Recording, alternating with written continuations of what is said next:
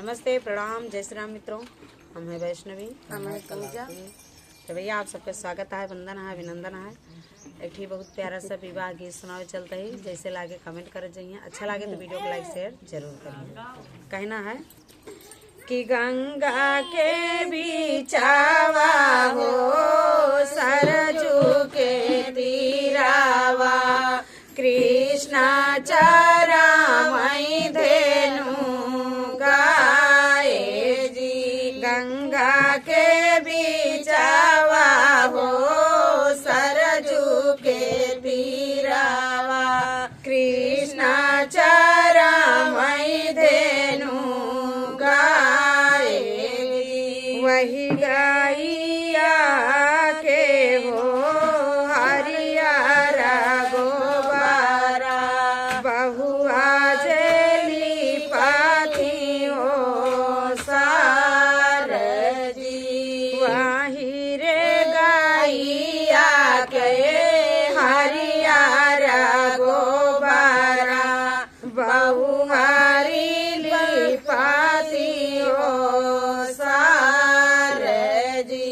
अंगना लिपाताया नैहर के लोगावा, सासू पूछाई का बात जी।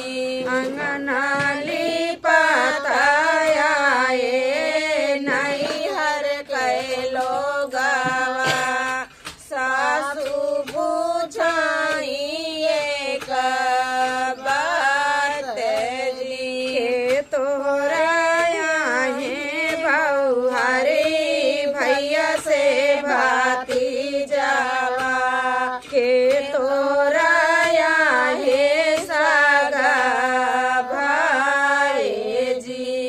के तोरा है बहुहर भैया से भाती जावा, के तोरा है सागा भाई जी। नहीं मोरी सासू हो भैया से भाती जावा, नहीं मोर सागा बहानो जी।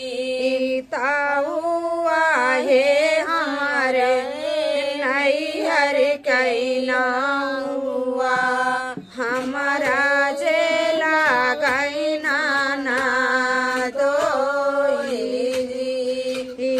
ताऊ आहे हमारे नैहर कैना हुआ, हमारा